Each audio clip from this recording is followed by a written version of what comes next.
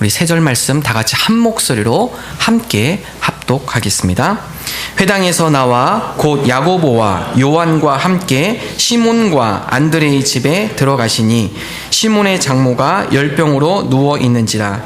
사람들이 곧 그 여자에 대하여 예수께 여짜온대 나아가사 그 손을 잡아 일으키시니 열병이 떠나고 여자가 그들에게 수종드니라. 아멘. 예수님의 사역은 다양한 곳에서 예수님의 사역이 일어났습니다. 예수님은 집을 방문해서 그 가운데 집 안에 있는 여러 가지 문제를 회복시키기도 하고, 특별히 예수님이 집중했던 사역 가운데 하나는 회당이었죠. 많은 유대인들이 모이고 또 많은 율법 유대주의 많은 학자들이 모이는 그 회당에서 예수님께서 가르치는 사역을 하셨고, 또한 그곳에 있는 많은 사람들 가운데 아픈 자들이 있다면 그들을 고쳐주시고 회복시키는 그런 사역을 하셨습니다. 복음서를 읽다 보면 예수님께서 사역한 곳 회당뿐만 아니라 가정, 때로는 길가를 걸어가면서 무화과 나무를 보며, 때로는 밀밭 사이를 지나가면서 그 밀을 보며 비유적으로 자연을 통해서 제자들에게 가르쳐 주시기도 하셨습니다. 때로는 바닷가, 때로는 바다 위, 때로는 푸른 들판 위에서 많은 기적과 많은 가르침을 예수님께서 사역을 통해 보여주셨습니다. 우리의 사역, 우리가 신앙생활을 한다는 것, 예수님께서 회당에서만 사역한 것이 아니라 그의 삶의 현장 곳곳에서 사역했던 것처럼 우리의 신앙의 사역도 확대되어져야 할 것입니다. 우리가 신앙생활하면서 많은 사람들이 잘못 생각한 것 중에 하나가 우리 신앙생활이 교회 안에서만 이루어진다고 생각하시는 분들이 종종 있습니다.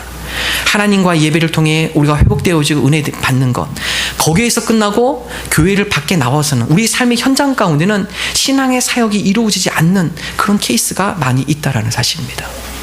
많은 난 크리스찬들, 비크리스찬들이 실망하는 것 중에 하나가 삶의 현장 가운데 본인이 크리스찬이라고 하는데 크리스찬답게 살아가지 못하는 그의 비신앙적인 삶을 통해서 많은 사람들이 신앙에 대한 회의를 갖기도 하고, 또 우리가 전도하며 복음을 전하는 가운데 장애 요소가 될 수 있다는 사실입니다.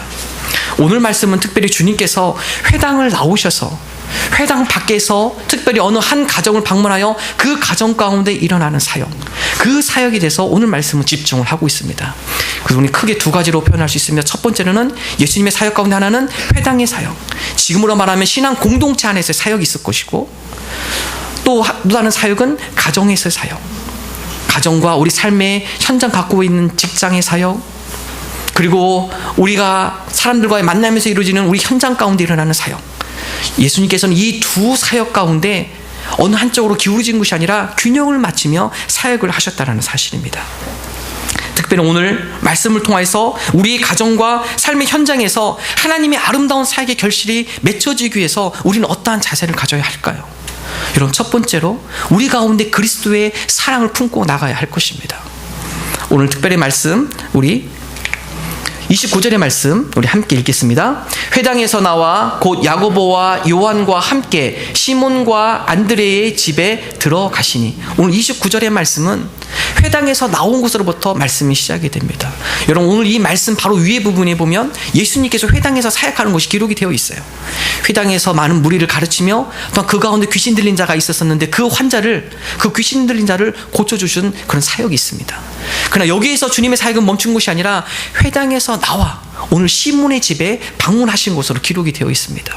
여러분, 예수님께서 시몬의 집에 방문했던 것, 회당의 모든 사역, 특별히 안식일 가운데 모든 사역을 마치시고 베드로 시몬의 집에 방문하신 것은 예수님께서 사역 가운데 몸과 마음이 지쳤기 때문에 쉼을 얻고자 시몬의 집에 방문하셨죠. 그러나 시몬의 집에 갔을 때 예수님께서 바라셨던 쉼이 아니라 그곳에는 또 다른 문제가 기다리고 있었다는 사실입니다. 여러분, 그 문제는 바로 베드로의 장모가 열병으로 앓고 있었다는 사실입니다.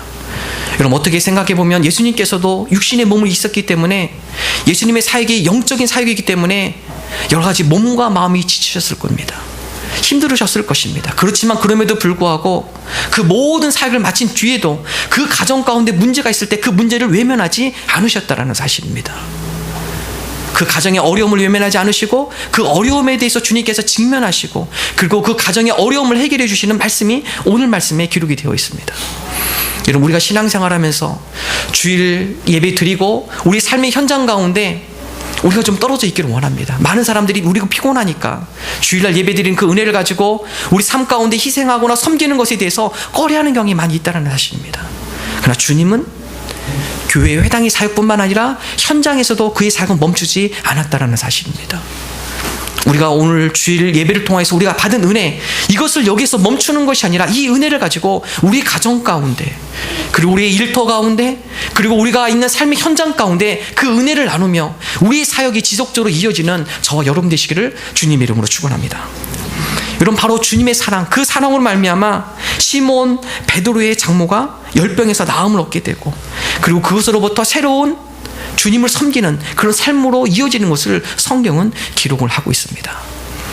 여러분, 우리도 이 주님의 마음을 담아 우리 가운데 그리스도의 사랑으로 풍성해져서 그 사랑을 가지고 우리 삶 가운데 변화와 사람들한테 많은 감동을 주는 그리스도의 빛과 소금을 바라는 그런 삶을 살아가는 저와 여러분 되기를 간절히 바랍니다. 여러분, 사랑에는 큰 능력이 있습니다. 1989년 아마 여러분이 많이 아시는 분이십니다. 바포 목사로 유명한 최일도 목사님. 여러분, 이 목사님이 그런 간증을 합니다. 책을 읽어보니까 여러분, 이 목사님이 젊은 시절, 신학생 시절 강원도 춘천으로 갈 일이 있어서 그날 청량리 역을 통하여서 기차를 타고 가는 도중이었습니다. 그런데 그 청량리 역을 지나가는데 그 청량리 역 앞에 한 노숙자, 노숙자가 그 청량리 앞에서 누워 있었던 겁니다. 마음이 그것을 보면서 지나가는 것이 왠지 마음이 걸리고 좀 부담이 됐지만 누군가 이 사람을 도와주겠지, 누군가 이 사람을 좀 안전한 곳으로 옮겨주겠지, 그런 생각 가지고 그냥 지나갔다고 합니다. 그리고 춘천에 가서 모든 일을 마치고 밤늦게 다시 청량역에 도착하며 그 광장을 지나갈 때 이 목사님 깜짝 놀랐습니다. 자기가 그 아침에 봤던 그 노숙자가 아직도 그 자리에서 똑같은 자세로 똑같이 누워 있었다는 것입니다. 최일도 목사님이 신학교 시절 졸업을 앞두고 독일로 혹은 유럽으로 유학을 갈 생각을 하고 그동안 그의 아내와 함께 저축을 쭉 해왔습니다. 근데 그날 그 밤에 그 노숙자의 모습을 보며 집으로 들어왔을 때, 하나님, 제가 독일로 유학을 갈까요? 아니면 스위스로 제가 유학을 갈까요? 하나님, 어디로 유학을 갈까요? 여러분, 그 음성에 답이 온 것이 아니라, 일도야, 네가 청량리로 가야겠다. 네가 독일도 아니고 스위스도 아니고 네가 오늘 이 청량리에서 네가 사역을 좀 해야겠다. 여러분, 그 음성을 듣고 그 아내한테 차마 이 얘기를 못했다고 합니다. 주님이 나에게 허락하신, 그리고 나에게 주신 사명을 어떻게 얘기할까?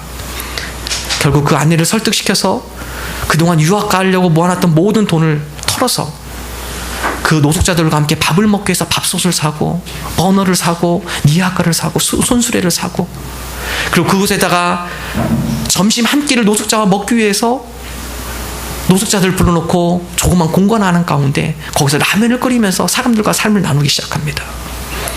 여러분, 그런 것들이 시간이 지나면서 어느 날 그가 모든 밥솥과 라면과 그리고 여러 가지 식기 도구를 싣고 그 청량리 앞을 지나갔는데 그날 때마침 비가 왔다고 그래요. 비가 내리는 가운데 모든 것들이 다 젖고, 근데 여러분, 그 가운데 기적이 일어나기 시작합니다. 그 손수레에 모든 빗물이 들어가고 더 이상 밥을 해먹을 수 없는 그 지경이 됐을 때 그 청량리 거리를 지나가는 많은 그 가운데 있는 많은 노점들이 그것을 광경을 보기 시작합니다. 그러면서 그들이 감동을 받기 시작합니다. 저 사람이야말로 진정한 그리스도의 사랑을 실천하는 사람이다.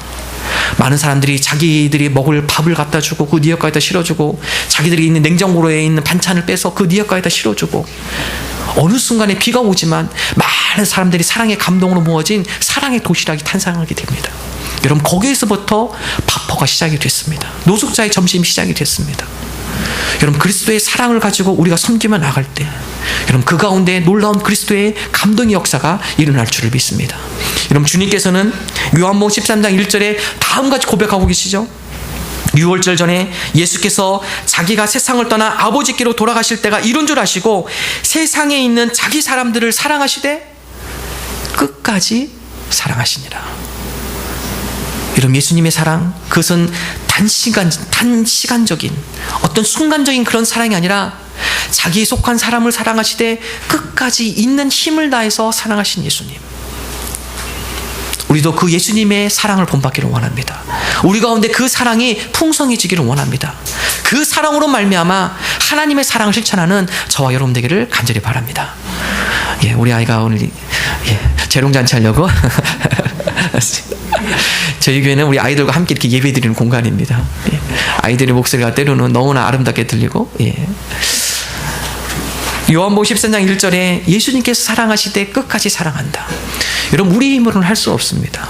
여러분, 우리가 우리의 주변에 있는 사람을 사랑한다는 것, 우리 힘으로 불가능하죠. 여러분, 어느 심리학자의 통계를 보니까 우리 사람이 살아가면서 가장 많이 상처받는 것, 여러분, 그것은 멀리 있는 사람들이 아닙니다.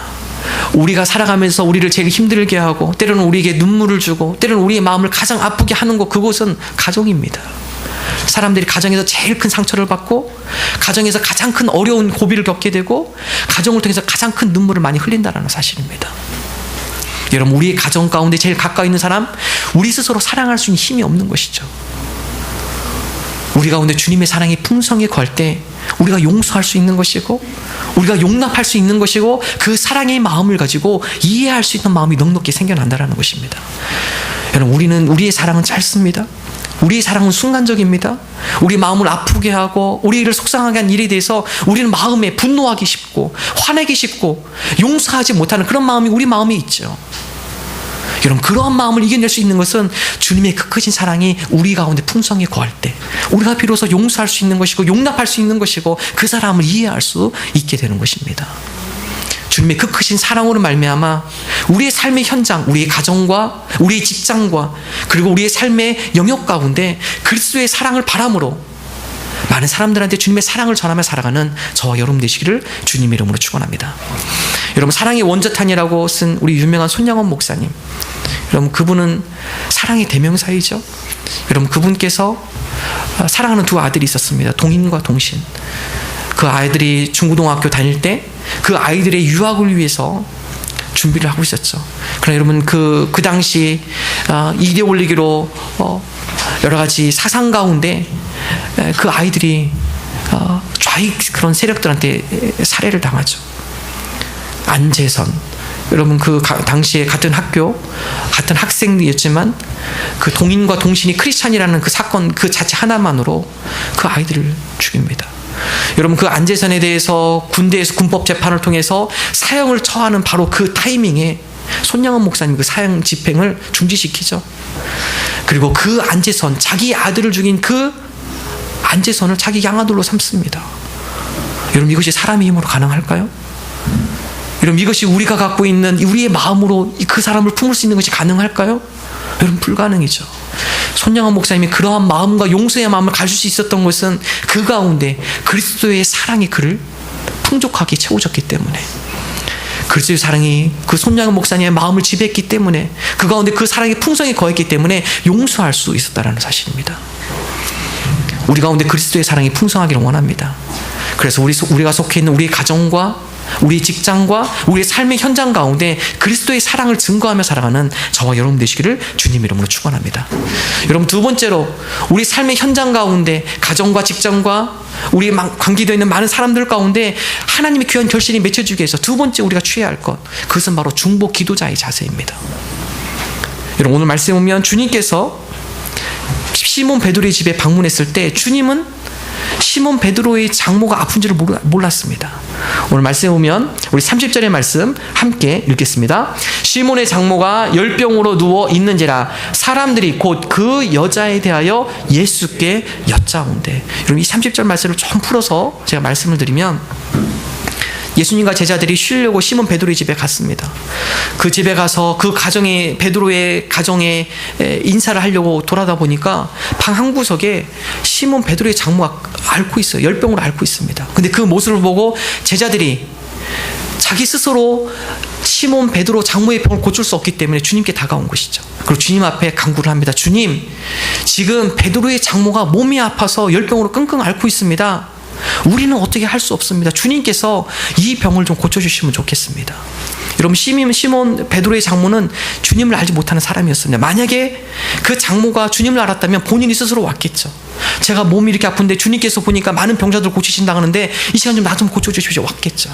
그렇지만 그 장모는 주님을 알지 못했고, 대신 그 주님을 알지 못한 장모 대신 주님을 알고 있는 제자들이 시몬 베드로의 장모를 주님께 인도한 말씀이 기록이 되어 있습니다.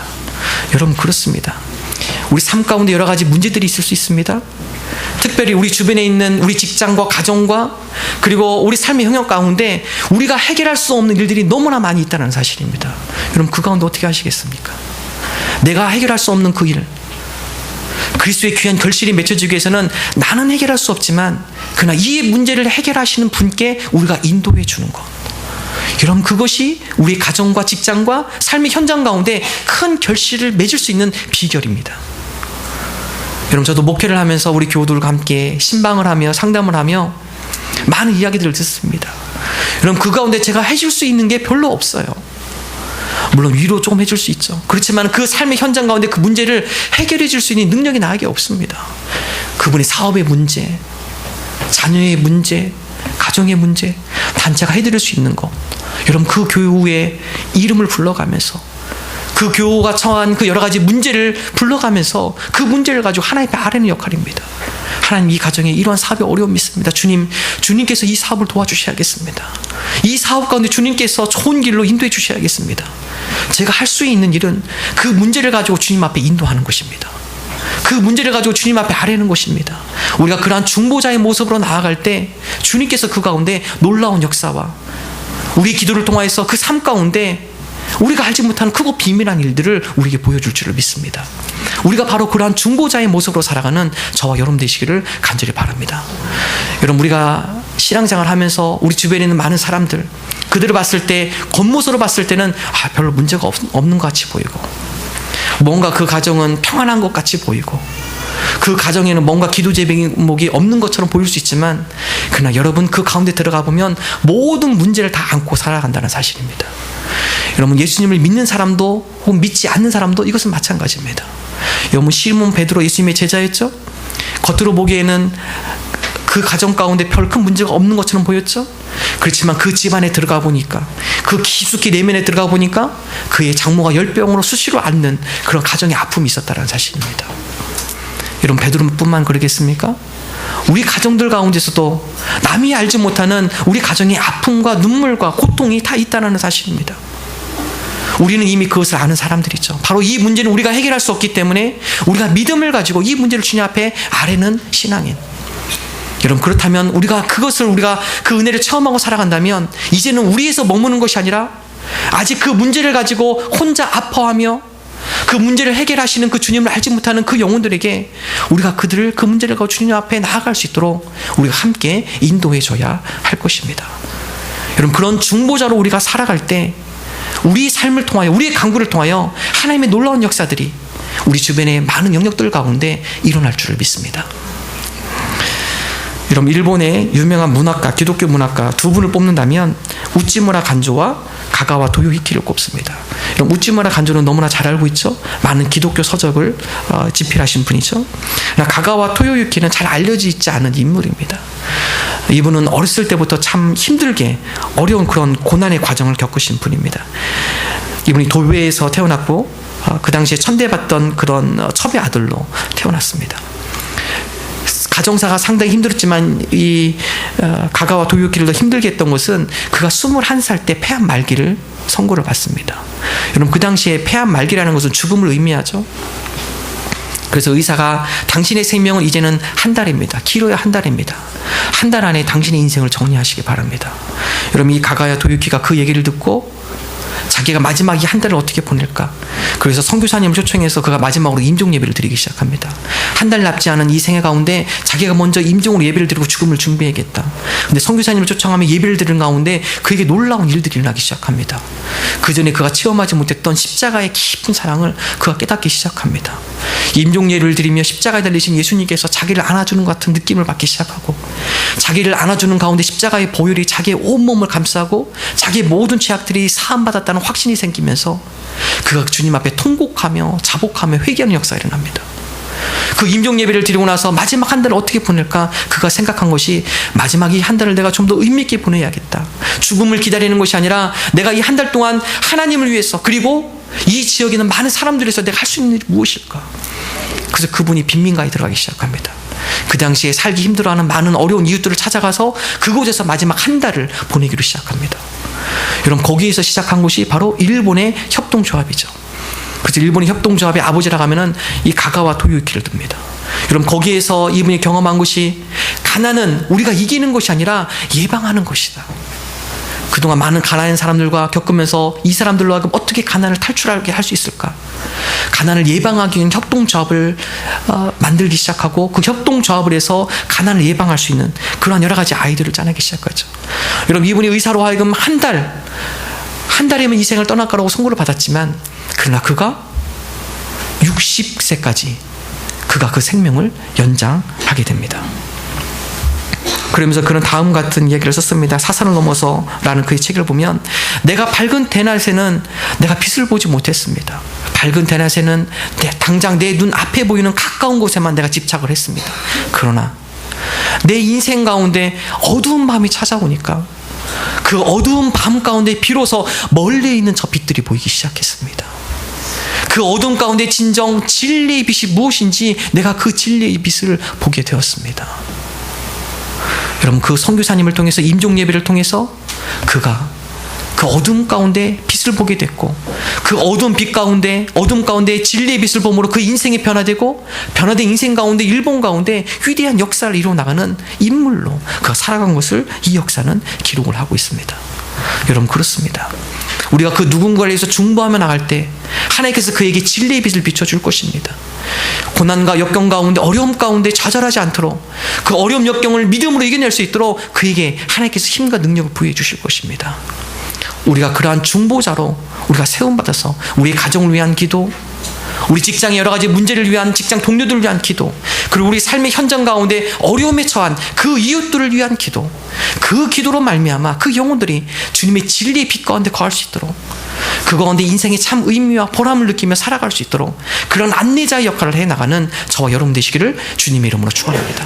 여러분, 바로 이러한 안내자의 역할, 그 역할 가운데 어떤 결과가 일어납니까? 우리 마지막 절 함께 읽겠습니다. 나아가사 그 손을 잡아 일으키시니 열병이 떠나고 여자가 그들에게 수종드니라. 여러분, 그리스도의 사랑과 제자들의 중보를 통하여서 그 여인이 예수님을 만나자 그 여인에게 놀라운 변화가 일어나죠. 제자들은 그 문제를 해결할 수 없기 때문에 그 문제를 가지고 주님 앞에 인도하고, 주님께서 그 시몬 장모의 병을 고쳐주시고, 그리고 그 고침받은 장모가 한 일, 그것은 바로 주님과 사람들을 섬기는 사람으로 변화되었다는 사실입니다. 여러분, 그렇습니다. 우리가 먼저 주님의 은혜를 누린 것, 그것은 그 은혜만 우리만 간직하라는 것이 아니라 이 은혜를 모르는 자들에게 함께 은혜를 나누고, 그들이 또한 그 은혜의 주인 되신 주님 앞에 나와 주님을 섬기며 많은 사람들을 섬기는 그런 사역에 동참하기 위하여 오늘 우리를 통하여서 많은 사람들을 변화시키기를 원하십니다. 오늘 이 말씀을 통해서 하나님, 우리로 하여금 우리 가정 가운데 있는 문제, 하나님 이것들을 주님 앞에 아뢰는 저희 가정들이 되게 해주옵소서. 우리 직장 가운데 여러 가지 우리가 해결할 수 없는 많은 문제들, 나는 할 수 없지만, 그러나 그 문제의 주인 되시고 문제를 다스리는 주님께서 그 문제 가운데 임재해 주셔서 그 문제를 해결해 주옵소서. 그리하여 주님을 알지 못하는 많은 영혼들, 그들이 주님을 만나고 우리와 함께 더불어 주님의 은혜의 사역의 도구가 되어지는 그러한 사명으로 쓰임받는 그러한 인생이 되게 하여 주옵소서. 우리가 그러한 믿음으로 나가는 저와 여러분 되시기를 주님의 이름으로 축원합니다.